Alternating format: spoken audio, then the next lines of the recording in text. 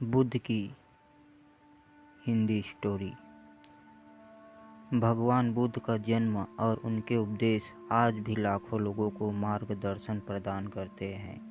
उनका जीवन सत्य, अहिंसा, करुणा और प्रेम का प्रतीक है। उन्होंने शांति, प्रेम और आत्मज्ञान की शिक्षा दी, जिन्होंने संपूर्ण मानवता को जागरूक किया। इस कहानी में हम भगवान बुद्ध के जीवन के कुछ महत्वपूर्ण पहलुओं और उनके उपदेशों के बारे में जानेंगे। जन्म और प्रारंभिक जीवन। भगवान बुद्ध का जन्म नेपाल के लुम्बिनी में हुआ था, जो अब एक प्रसिद्ध तीर्थ स्थल है। उनका जन्म शाक्य कुल के राजा शुद्धोधन और महारानी माया देवी के यहाँ हुआ था।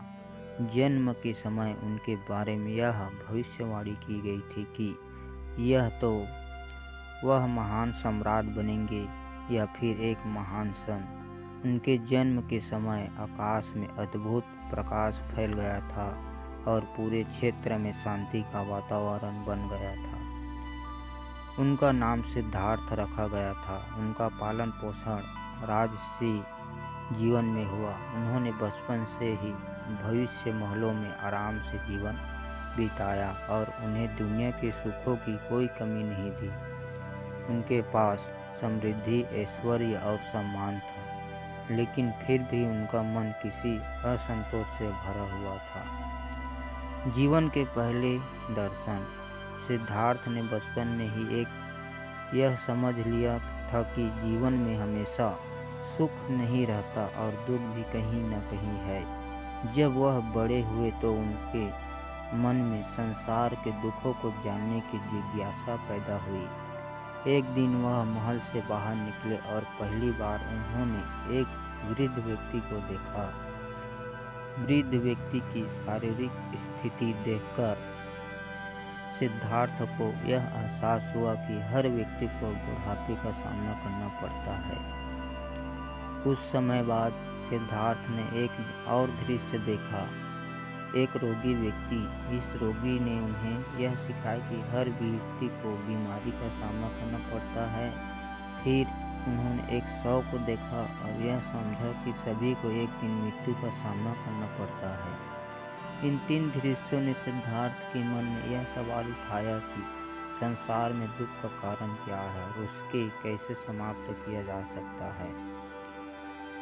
गृहस्थ जीवन से त्याग। इन घटनाओं ने सिद्धार्थ के दिल में संसार की सच्चाई को जानने की तीव्र इच्छा जगा दी। उन्होंने तय किया कि वह इस जीवन से बाहर जाकर आत्मज्ञान प्राप्त करेंगे। यह निर्णय उनके लिए बहुत कठिन था, क्योंकि वह एक राजकुमार थे और उनका परिवार उन्हें बहुत प्यार करता था। लेकिन उन्होंने अपने भीतर के सवालों का उत्तर पाने के लिए सब कुछ छोड़ने का संकल्प लिया। एक रात उन्होंने चुपचाप महल छोड़ दिया। अपनी पत्नी यशोधरा और नवजात पुत्र राहुल को छोड़कर और जीवन के सत्य की खोज में निकल पड़े। यह एक बड़ा बलिदान था, क्योंकि उन्होंने आरामदायक जीवन और अपने परिवार को त्याग दिया था। ध्यान और तपस्या। सिद्धार्थ ने आत्मज्ञान प्राप्त करने के लिए कड़ी साधना की। वह कई सालों तक विभिन्न गुरुओं के पास गए और कठोर तपस्या की, लेकिन फिर भी उन्हें आत्मज्ञान प्राप्ति नहीं हुआ। वह कई तपस्याओं और साधनों से मिले, लेकिन कोई भी उन्हें संतुष्ट नहीं कर सका। इसके बाद उन्होंने एक नया रास्ता अपनाया, मध्यम मार्ग। उन्होंने न तो अत्यधिक भोग विलास की और रुख लिया और न ही अत्यधिक कड़ी तपस्या की। उन्होंने साधारण और शांतिपूर्ण जीवन जीने का निर्णय लिया। यह मध्यम मार्ग की ओर रास्ता था, जिससे उन्होंने वास्तविक ज्ञान प्राप्त की। बोधि वृक्ष के नीचे बोधि प्राप्ति। एक दिन सिद्धार्थ ने बोधि वृक्ष के नीचे ध्यान करने का निर्णय लिया। उन्होंने यह ठान लिया कि जब तक उन्हें आत्मज्ञान नहीं मिलेगा, तब तक वह वहां से नहीं उठेंगे। अपनी कठिन तपस्या साधना के बाद एक रात उन्होंने गहरी ध्यानावस्था में बोधि वृक्ष के नीचे बोधि प्राप्त किया। इस अवस्था में उन्हें यह समझ में आया कि जीवन में सुख और दुख दोनों ही हैं। जीवन का सच्चा मार्ग है अष्टांगिक मार्ग। यह मार्ग आत्मज्ञान की ओर ले जाता है और संसार के सभी दुखों को निवारण करता है। बोधिसत्व से बुद्ध बनने तक। बोधि प्राप्ति के बाद सिद्धार्थ को अब बुद्ध कहे जाने लगा। उन्होंने अपनी आत्मज्ञान प्राप्ति को सभी के साथ साझा किया और यह उपदेश दिया कि प्रत्येक व्यक्ति अपने अंदर की अज्ञानता को दूर करके सत्य को प्राप्त कर सकता है। बुद्ध ने सिखाया कि दुनिया में दुख होता है, लेकिन उसे समझने और समाप्त करने का तरीका भी है। बुद्ध ने 4 आर्य सत्य और 8 अंगी मार्ग की शिक्षाएं दी। 4 आर्य सत्य थे। पहला, दुख जीवन में दुख है। दूसरा, दुख का कारण तृष्णा इच्छाएं हैं। तीसरा, दुख का निवारण तृष्णा का निवारण आत्मज्ञान से ही संभव है। मार्ग। चौथा, आत्मज्ञान प्राप्त करने के लिए 8 अंगी मार्ग का पालन करना चाहिए। सातवां, बुद्ध के उपदेश और प्रभाव। बुद्ध के उपदेशों ने पूरी दुनिया को प्रभावित किया। उनके अनुयायी बढ़ते गए और उनके संदेश पूरे भारत में फैलने लगा। उन्होंने यह सिखाया कि हर व्यक्ति अपने कर्मों के अनुसार फल प्राप्त करता है और अपने कर्मों को सुधार कर अपने आत्मज्ञान की ओर बढ़। सातवां, बुद्ध के उपदेश और प्रभाव। बुद्ध के उपदेशों में पूरी दुनिया को प्रभावित किया। उनके अनुयायी बढ़ते गए और उनका संदेश पूरे भारत में फैलने लगा। उन्होंने यह सिखाया कि हर व्यक्ति अपने कर्मों के अनुसार फल प्राप्त करता है और अपने कर्मों को सुधार कर वह आत्मज्ञान की ओर बढ़ सकता है।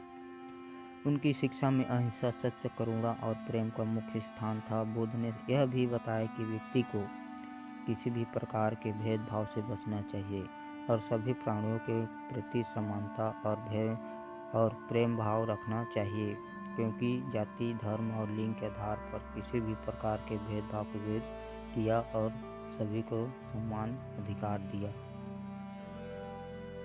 8वां, अंतिम समय और महानिर्वाण। भगवान बुद्ध ने 80 वर्ष की आयु में कुशीनगर में अपना अंतिम समय बिताया। उनके अंतिम समय में उनके शिष्यों ने उनसे कुछ अंतिम उपदेश प्राप्त किए। उन्होंने कहा, आप ही अपने जीवन के मार्गदर्शक हैं। इसके बाद भगवान बुद्ध ने महानिर्वाण मृत्यु को प्राप्त किया और उनके शरीर अंग में जला दिया गया।